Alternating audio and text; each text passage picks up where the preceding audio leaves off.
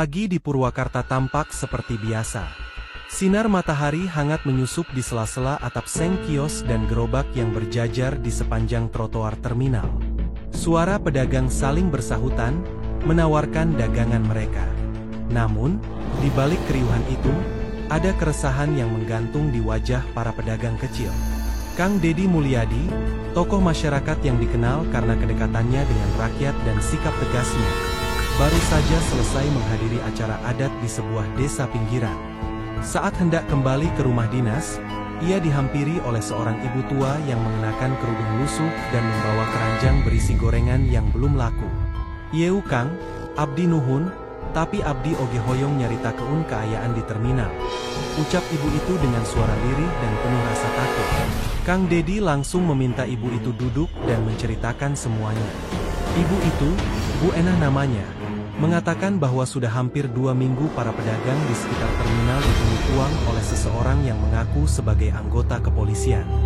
Jika tidak membayar, lapak mereka akan dibongkar, dagangan disita, bahkan dituduh berjualan liar. "Padahal kami cuma dagang, Kang, nyaari rezeki yang halal. Tapi ayeuna MAH kudu mayar, uang keamanan, saban minggu," ceuk urang eta polisi ti Polsek, ngaku-ngaku. Kang Dedi mendengarkan dengan seksama, tatapannya menajam. Ia tahu betul, aparat seharusnya menjadi pelindung rakyat, bukan sebaliknya. Ia pun mulai bertanya kepada beberapa pedagang lainnya. Semuanya menunjukkan rasa takut yang sama. Ada yang mengaku kehilangan dagangan karena ditendang, ada pula yang pernah diancam akan dimasukkan ke sel karena dianggap mengganggu ketertiban. "Abdi terang Kang Dedi teu sieun saha wae, makanya abdi nekat nyarita," ujar Bu Enah, matanya berkaca-kaca. Kang Dedi menatap wajah-wajah lelah itu. Ibu-ibu, bapak-bapak, bahkan remaja yang membantu orang tua mereka berjualan. Semua hanya ingin hidup layak, tidak lebih. Ia berdiri pelan, merapikan ikat kepala Sundanya, lalu berkata dengan nada tenang tapi mengandung bara. "Tong hariwang, Bu. Urang NU jadi pemimpin teu meunang lalajo lamun rakyatna diteken. Urang bakal turun langsung. Yeu kudu dieureungkeun ayeuna." Angin pagi membawa ucapannya menyebar di antara para pedagang, seolah menjadi janji yang akan ditepati. Hari itu, suara dari trotoar telah didengar. Dan Kang Dedi sudah memutuskan, ia akan bertindak. Keesokan harinya, Kang Dedi memutuskan untuk tidak hanya duduk dan menunggu laporan resmi. Ia memilih jalannya sendiri, menyamar dan turun langsung ke lapangan. Ia mengenakan jaket lusuh, topi petani, dan celana panjang biasa, meninggalkan pakaian khasnya yang sering membuat orang mengenalnya dari jauh. Ia berjalan kaki menuju kawasan terminal, melewati kios-kios kecil dan pedagang kaki lima yang masih menata dagangannya. Tak banyak yang menyadari bahwa pria itu adalah sosok yang mereka curhatkan kemarin. Ia mendekat ke salah satu warung kopi kecil dan duduk diam, mengamati.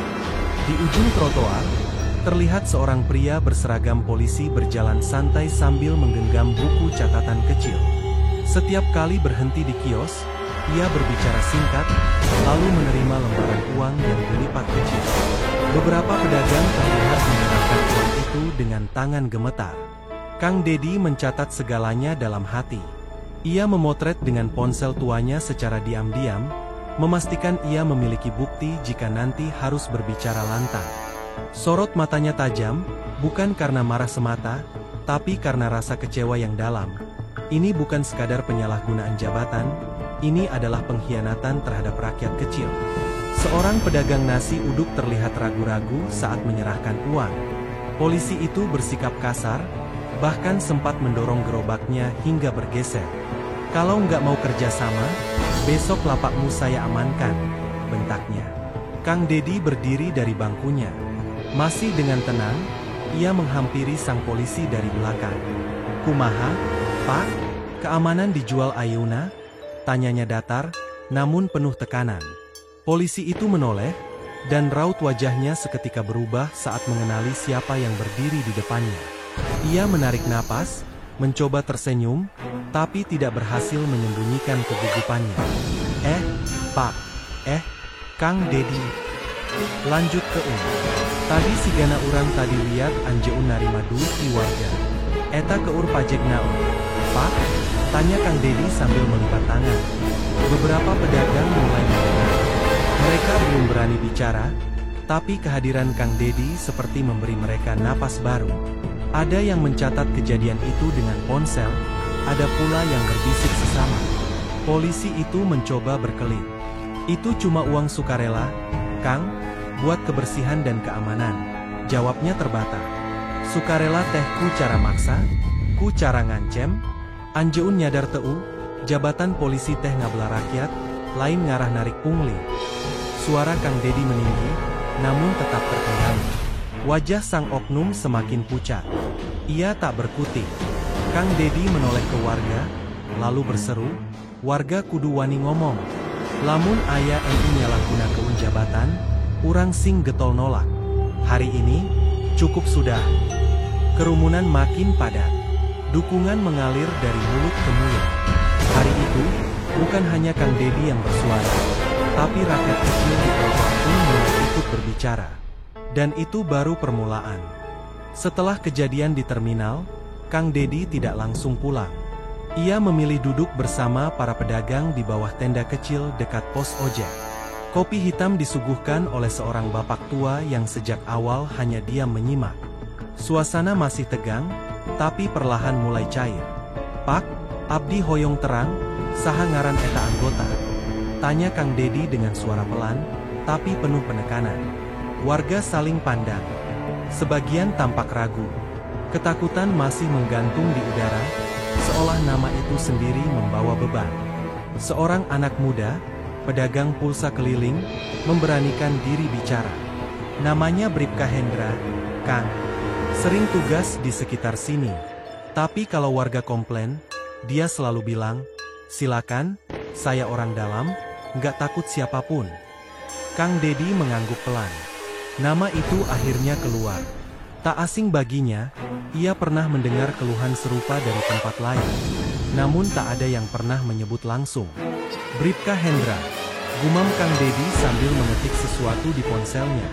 Ia mengirim pesan kepada salah satu kenalannya di kepolisian provinsi, meminta data ringkas dan riwayat tugas si oknum. Sambil menunggu balasan, ia terus menggali cerita. Ternyata, sudah hampir setahun Bribka Hendra bertugas di kawasan tersebut. Modusnya selalu sama, menakut-nakuti pedagang, lalu memungut uang keamanan setiap minggu. Pernah ada yang nolak bayar, Kang. Lapaknya langsung digusur pakai dali, tidak berizin. Tapi anehnya, yang lain tetap dibiarkan. Seolah ada sistem bayar diam, gak bayar habis, tambah seorang pemuda lainnya. Beberapa pedagang bahkan mengaku diperas hingga ratusan ribu tiap bulan. Kami ini jualan seadanya, Kang. Untung 5.000 aja udah syukur. Tapi kalau dia datang, harus siapin uang. Kalau nggak ada, kami dimaki, ujar Bu Enah yang kembali ikut bicara. Tak lama, pesan balasan dari pihak kepolisian provinsi masuk. Riwayat Bribka Hendra cukup panjang. Beberapa kali dipindahkan karena masalah internal. Namun tak pernah ada proses hukum resmi. Sebuah pola yang bagi Kang Dedi adalah cermin dari sistem yang bermasalah. Berarti, yeu teh henteu mung salah pribadi, tapi sistem NU Geus biasa nutupan masalah. Gumamnya, kali ini lebih kepada diri sendiri. Kang Dedi bangkit dari tempat duduknya.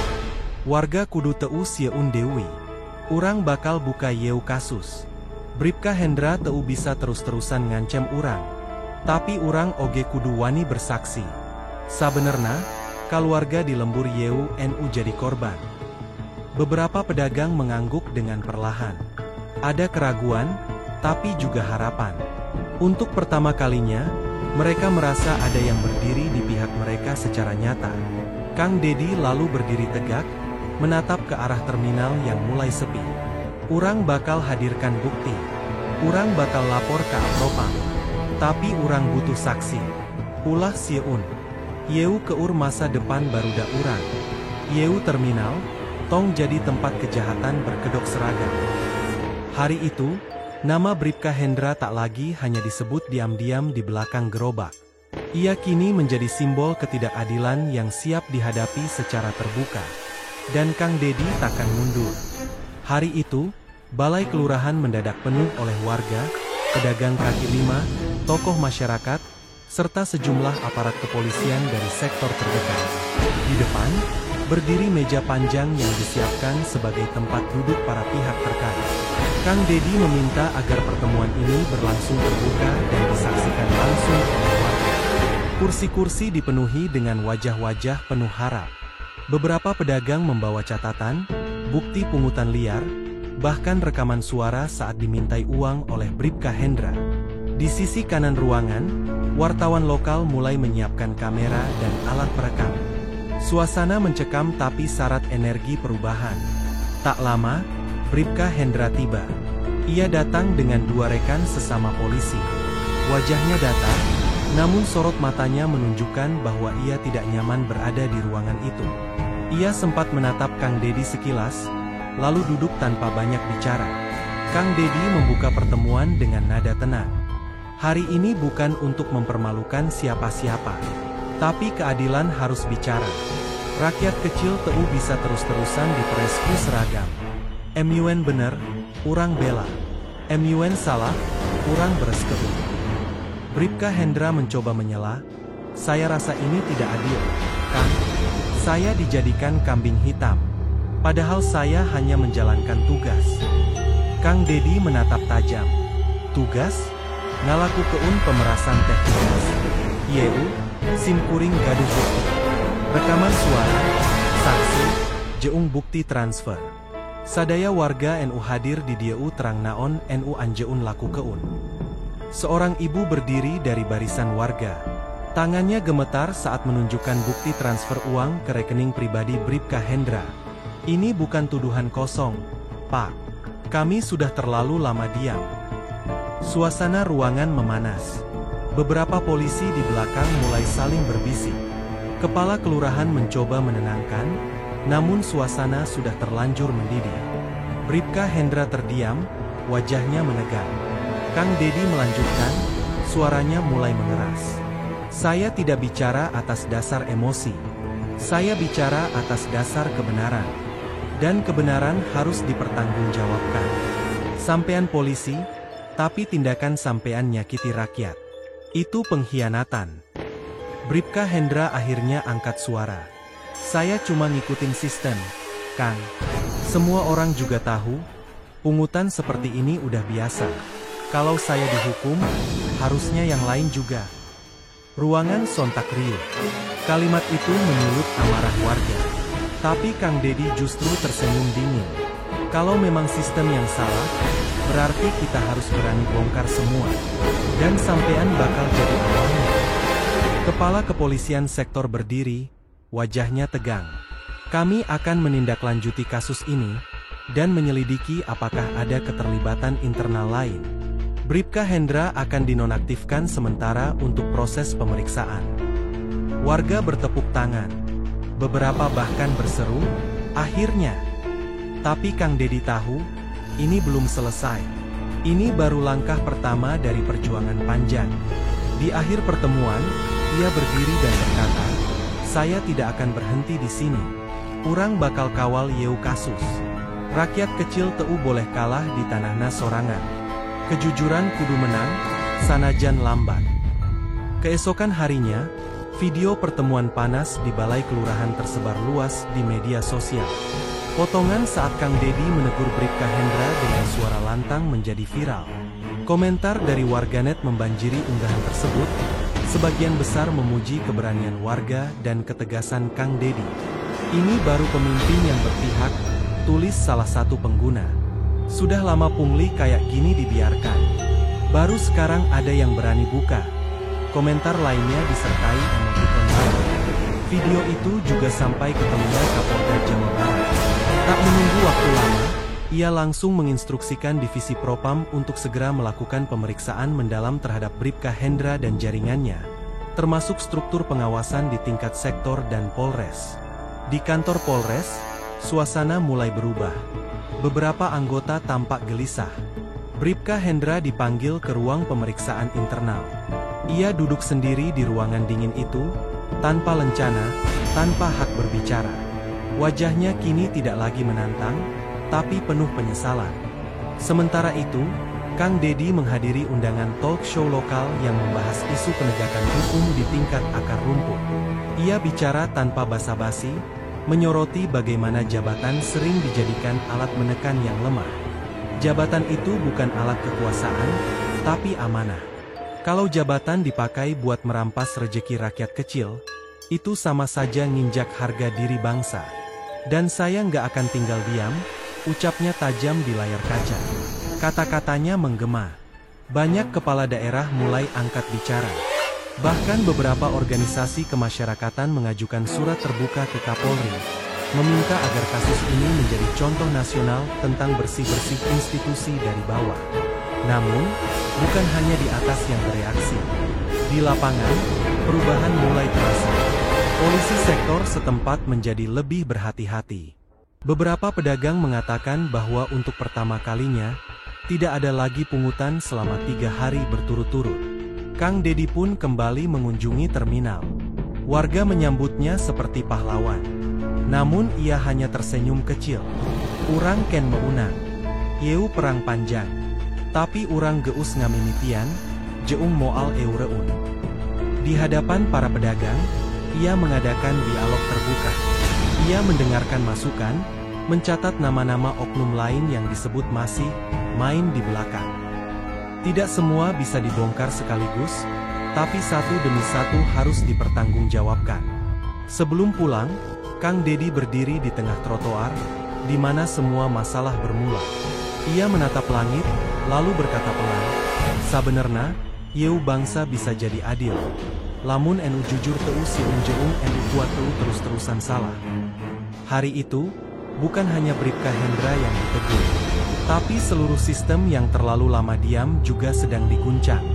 Dan Kang Deddy, dengan segala keterbatasannya, memilih jadi pengganggu ketenangan palsu itu. Setelah kejadian itu, suasana di terminal berubah drastis. Tak ada lagi sosok berseragam yang datang menagih uang keamanan. Para pedagang mulai berjualan tanpa ketakutan. Tenda-tenda yang dulu sempat dikosongkan perlahan kembali dipasang. Sebuah semangat baru mulai tumbuh di atas trotoar yang dulu dipenuhi ketakutan. Media nasional mulai menyoroti kasus ini. Nama Kang Deddy kembali muncul di layar televisi dan portal berita daring. Tapi bukan soal pencitraan, ini tentang keberanian seorang pemimpin yang memilih mendengar suara paling lirih dari masyarakat kecil. Di berbagai kota, komunitas pedagang kaki lima mulai bergerak. Mereka membuat forum terbuka, membagikan pengalaman tentang pungutan liar dari oknum aparat, dan berkoordinasi untuk membuat laporan bersama. Keberanian di Purwakarta telah menjadi percikan api yang menyulut semangat perlawanan terhadap ketidakadilan. Salah satu komunitas di Subang mengirim surat terbuka kepada Kang Deddy. "Terima kasih telah memulai ini. Kami tak lagi merasa sendiri," tulis mereka. Surat itu dibacakan Kang Deddy di sebuah forum rakyat, membuat banyak orang menitipkan air mata. Di sisi lain, tekanan juga mulai dirasakan oleh institusi kepolisian. Kapolres Purwakarta mengeluarkan pernyataan resmi bahwa kasus Bribka Hendra menjadi evaluasi besar bagi seluruh jajaran. Bahkan, diluncurkan program edukasi ulang etika kepolisian untuk anggota di wilayah itu. Kang Deddy sendiri tidak berpuas diri. Ia melanjutkan kunjungannya ke tempat-tempat rawan pungli lainnya. Ia berdialog dengan sopir angkot, petani, nelayan, dan guru honorer. Di setiap pertemuan, ia mengulangi kalimat yang mulai menjadi kutipan rakyat. "Kejujuran teh teu kudu gede, asal konsisten, pasti ngagebrak tembok kebohongan." Warga semakin percaya diri bersuara. Di Purwakarta, mereka membentuk kelompok advokasi rakyat kecil. Beberapa di antaranya adalah ibu-ibu pedagang yang dulu ketakutan bicara. Kini, mereka berani mengajukan laporan, menyusun petisi, bahkan menyurati DPRD. "Dulu kami diam karena takut. Tapi sekarang kami tahu, diam itu bikin mereka makin berani menindas," ujar Bu Enah dalam satu pertemuan komunitas. Tangannya memegang mikrofon dengan gemetar, tapi sorot matanya penuh keberanian. Di sekolah-sekolah, guru mulai mengajarkan pentingnya keberanian moral. Nama Kang Dedi diselipkan dalam pelajaran PPKN sebagai contoh kepemimpinan berbasis nurani. Anak-anak menggambar sosoknya berdiri di trotoar, mendengarkan rakyat kecil. Namun perubahan ini tak datang tanpa perlawanan. Beberapa oknum lain mulai merasa terganggu. Ada upaya memfitnah, menyebar isu bahwa Kang Dedi mencari panggung politik. Tapi rakyat tahu, apa yang terjadi bukan soal pencitraan, tapi keberpihakan nyata. Kang Dedi menanggapi semua itu dengan tenang. Kalau perjuangan ini bikin mereka risih, berarti kita ada di jalan yang benar. Perubahan memang tidak nyaman bagi yang selama ini menikmati ketidakadilan. Malam itu, di rumahnya yang sederhana, Kang Dedi duduk di teras sambil menatap langit. Suara jangkrik mengisi keheningan. Ia tahu perjuangan belum selesai. Tapi ia juga tahu, rakyat sudah bangun. Dan suara mereka kini menggema, lebih nyaring dari sebelumnya. Investigasi resmi yang dilakukan oleh Divisi Propam mulai menunjukkan hasil. Tim penyelidik dari Polda Jawa Barat turun langsung ke Polres Purwakarta, memeriksa laporan warga dan menelusuri aliran dana dari rekening Bribka Hendra. Yang mengejutkan, ada nama-nama lain yang muncul dari jejak transaksi itu. Bribka Hendra bukan sendirian. Ia hanya bagian kecil dari rantai yang lebih panjang. Di balik aksinya, ada perwira senior yang diketahui menerima setoran bulanan dari beberapa sektor, termasuk dari kawasan terminal yang kini menjadi sorotan. Temuan itu membuat pimpinan Propam geram. Mereka memperluas penyelidikan. Beberapa perwira diminta mundur dari jabatan sementara. Situasi di internal kepolisian memanas. Banyak yang mulai saling jaga jarak, takut terseret. Kabar ini sampai ke telinga Kang Dedi. Ia hanya tersenyum getir. Dari awal saya bilang, ini bukan soal satu orang. Ini soal sistem yang sudah busuk tapi dibiarkan tumbuh, ujarnya dalam wawancara radio lokal. Namun Kang Dedi sadar, jika ia terus mendorong ke permukaan, akan ada banyak pihak yang tak suka. Beberapa pesan ancaman mulai masuk ke ponselnya dari nomor tak dikenal. Berhenti urus ini, sebelum nama besar ikut hancur, bunyinya. Ia tidak gentar. Ancaman bukan hal baru baginya. Malam itu, ia mengundang beberapa tokoh masyarakat dan aktivis untuk rapat tertutup. Ia ingin membentuk tim kecil untuk mengawal kasus ini sampai ke ranah hukum, termasuk mendampingi para saksi yang mulai merasa tertekan. Di tengah pertemuan itu, seorang mantan polisi datang menemui Kang Dedi. Ia membawa dokumen, laporan-laporan internal lama yang menunjukkan bahwa kasus semacam ini pernah coba dibuka, tapi selalu tertutup oleh atasan yang punya kuasa. Pak Dedi, saya dulu pernah hampir dipecat karena nolak ikut sistem itu.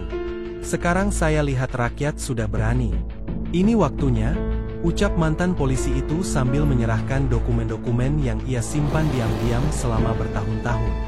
Kang Dedi mempelajari dokumen itu. Tercatat ada alur pungli dari 5 sektor berbeda. Semuanya punya pola serupa. Pungutan atas nama keamanan, disetor tiap minggu, disamarkan lewat istilah donasi operasional. Dokumen itu menjadi amunisi baru. Ia menghubungi Komisi Kepolisian Nasional dan Komnas HAM, menyerahkan data, dan meminta pendampingan hukum. Tak lagi cukup hanya menggugah hati, sekarang harus menggugat secara resmi. Warga pun semakin solid. Mereka ikut menandatangani petisi untuk mendorong reformasi internal di kepolisian tingkat daerah. Petisi itu dikawal oleh komunitas pedagang dan mahasiswa. Dalam seminggu, tanda tangan sudah mencapai 20.000. Kepolisian pusat tak lagi bisa menutup mata. Dalam konferensi pers, Kapolri menyatakan komitmennya menindaklanjuti semua temuan dan tidak segan membersihkan institusi dari dalam. Tidak ada ruang bagi pengkhianat berseragam, tegasnya. Kang Dedi tahu, pertempuran ini belum berakhir. Tapi untuk pertama kalinya, suara rakyat mulai mengguncang struktur lama yang begitu kokoh. Dan satu hal yang pasti, kebenaran, meski lambat, tak akan pernah bisa ditutup selamanya. Setelah berbulan-bulan penuh tekanan dan perjuangan, Akhirnya proses hukum terhadap Bribka Hendra dan beberapa oknum lain mencapai titik terang. Sidang disiplin dan pidana digelar secara terbuka dengan pengawasan ketat dari media dan lembaga pengawas independen.